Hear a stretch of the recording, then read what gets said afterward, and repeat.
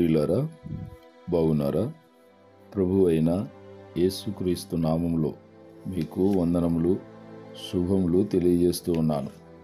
ప్రతిదినము మీ కొరకు ప్రార్థిస్తున్నాను.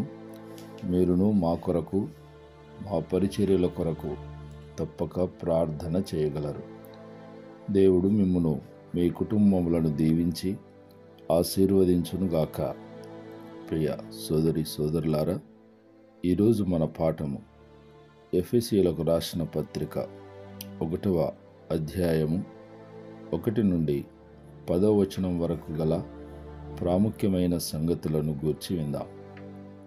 వాస్తవానికి ఈ గ్రంథము సాంప్రదాయపరంగా ఇవ్వబడిన శీర్షిక ఎఫెసీయులకు అని రాయబడి ఉంది.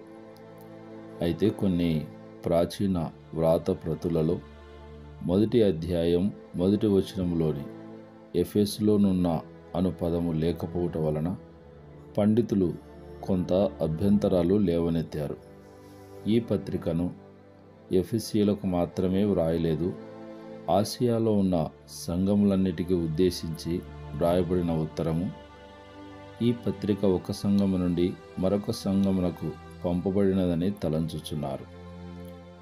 అంతేకాకుండా ఈ పత్రిక బహిర్గత ఆధారములన్నీ ఈ పత్రిక పౌలుచే వ్రాయబడిందని మనము అంతర్గత మరియు బహిర్గత ఆధారాలను బట్టి ధృవీకరించబడుతూ ఉంది.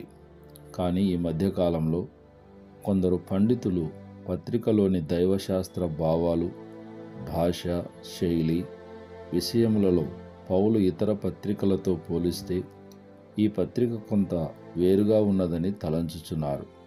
దానికి కారణం బహుశా ఈ పత్రిక ఆలస్యంగా వ్రాయబడుట వలన పౌలు ధర్మశాస్త్ర ఆలోచనలలో అభివృద్ధిని ఈ పత్రిక ప్రస్ఫుటము చేయుచుండవచ్చునేమో. కానీ పౌలే ఈ పత్రికను వ్రాశాడని అనేకులు ఆమోదించారు. అయితే అపోస్తలుడైన పౌలు తాను పొందిన 2 ఆధిక్యతలను ప్రస్తావిస్తూ క్రైస్తవ విశ్వాసులకు శుభవచనములు తెలియజేస్తూ ఉన్నాడు. ఆయన పొందిన ఆధిక్యతలు క్రీస్తు యేసు అపోస్తలుడని తెలుపుచున్నాడు. బహుశా పౌలు ఉద్దేశము తాను క్రీస్తుకు చెందినవాడనని, తన జీవితము తన ఇష్టానుసారంగా జీవించుటకు వీలు లేదని, అది క్రీస్తుదని తలంచుచున్నాడు. తాను క్రీస్తు ద్వారా పంపబడిన వాడనని జ్ఞాపకం చేస్తూ ఉన్నాడు.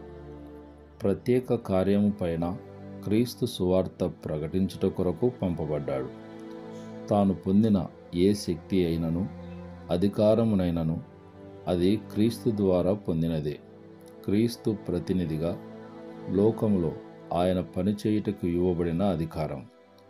దేవుని చిత్తం వలన నేను అపోస్తలుడుగా ఆధిక్యత పొంది ఉన్నానని పౌలు తెలియజేస్తూ ఉన్నాడు. అది గర్వముతో చెప్పినది కాదు, ఆశ్చర్యముతో చెప్పుచున్నాడు.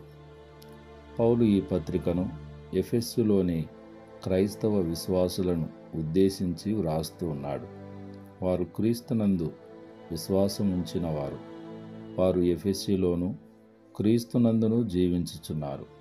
ఎఫెసీ అనునది ఇహలోక చిరునామా, క్రీస్తునందు అనునది ఆత్మీయ పరలోక చిరునామా. ఎఫెసీయులుగా ఇహలోక పౌరసత్వము, క్రీస్తు వారిగా పరలోక పౌరసత్వము గలవారిని క్రైస్తవ విశ్వాసులని తలంచాలి. పౌలు వారికి శుభములు, దీవెనలు తెలియచేశాడు. కృపయు సమాధానములు వారికి కలగాలని ఆకాంక్షిస్తున్నాడు. అయితే ప్రియులారా, ఈ అధ్యాయము 3 నుండి 14 వచనములు ఒక వచనంగానే చెప్పబడింది. ఈ పత్రికలో పౌలు చాలా పెద్ద వాక్యములను తెలియజేశాడు.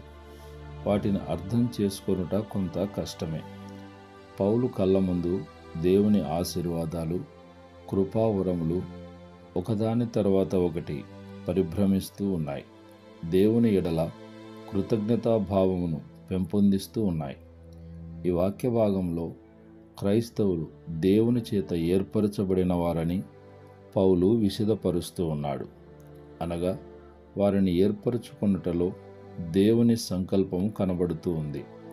పౌలు తనంతట తాను దేవుని పనిని ఎంచుకొనలేదు. దేవుడే పౌలును ఎన్నుకొని ఆ పని అప్పగించాడు.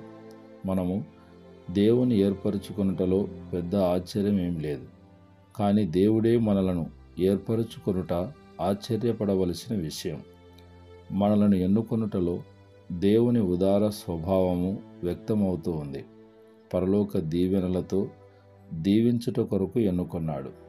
శాంతి సమాధానములను ఇచ్చుటకు ఎన్నుకున్నాడు. దేవుని ఎంపికలోని ఉద్దేశమును పౌలు జ్ఞాపకం చేస్తూ ఉన్నాడు. పరిశుద్ధులముగాను మరియు నిర్దోషులముగాను ఉండు నిమిత్తము ఏర్పరచుకున్నాడు. అనగా దేవుని కొరకు లోకములో ప్రత్యేకించబడిన వారముగా ఉండులాగున దేవుడు మనల్ని ఏర్పరచుకున్నాడు. లోకములో నుండి వెళ్ళిపోవుట కాదు కానీ లోకములోనే ప్రత్యేకమైన దేవుని పిల్లలుగా జీవించుట కొరకు ఏర్పరచుకున్నాడు. దేవుడు తన దయాసంకల్పము చొప్పున మనలను పిలుచుకున్నాడు. మనము క్రైస్తవ విశ్వాసులుగా ఉండుట దేవుని దయాసంకల్పమై ఉన్నది. దేవుడు మనలను దత్తత తీసుకున్నాడు. చట్ట ప్రకారము తండ్రికి పిల్లలమై సర్వాధికారము ఉంటుంది. అయితే ప్రియులారా, రోమియోల చట్ట ప్రకారము తండ్రికి పిల్లలమై సర్వాధికారము కలిగి ఉంటుంది. తండ్రి బ్రతుకున్నంత కాలము పిల్లలు విధేయులు కావాలి. దేవునికి విధేయులై ఉండుట కొరకు ఏర్పరచబడ్డాము. పాపపు అధికారము నుండి దేవుడు మనల్ని విడిపించి తనకు దాసులనుగా చేసుకున్నాడు. జగత్తు పునాది వేయబడక ముందే మన ఎడల దేవుని సంకల్పం ఉన్నది. ప్రేమ చేత ఆయన క్రీస్తులో మనలను ఏర్పరచుకున్నాడు. అయితే ప్రియులారా, ఈ వాక్య భాగంలో పౌలు కొన్ని ప్రాముఖ్యమైన దైవశాస్త్రపరమైన అంశాలను ప్రస్తావిస్తున్నాడు. దేవుడు తన కృపను బట్టి క్రైస్తవ విశ్వాసికి అనుగ్రహించిన గొప్ప బహుమానములు. ఒకటి విమోచన, అనగా క్రయధనము చెల్లించి మనలను పాపపు బానిసత్వము నుండి విమోచించాడు. బానిసలను విడిపించుటకు విమోచన క్రయధనము చెల్లించాలి. మరణ శాసనము నుండి విడిపించుటకు విమోచన క్రయధనము చెల్లించాలి.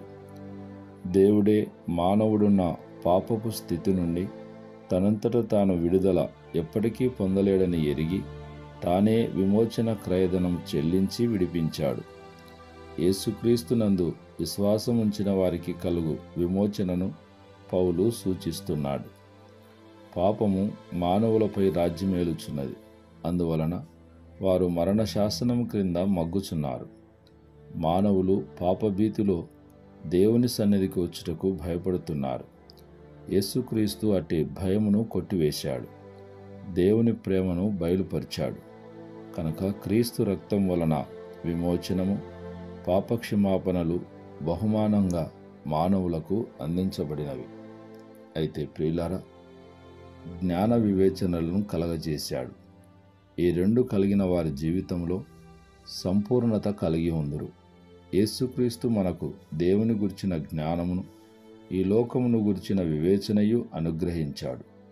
ప్రస్తుత సమస్యలకు మరియు భవిష్యత్ సమస్యలకు క్రీస్తు పరిష్కారము అనుగ్రహించాడు.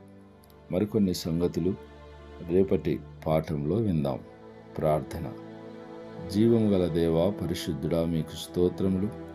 ఈ మాటలు వింటున్న మా ప్రియ బిడ్డలను, వారి కుటుంబములను దీవించి ఆశీర్వదించమని ప్రార్థిస్తున్నాను.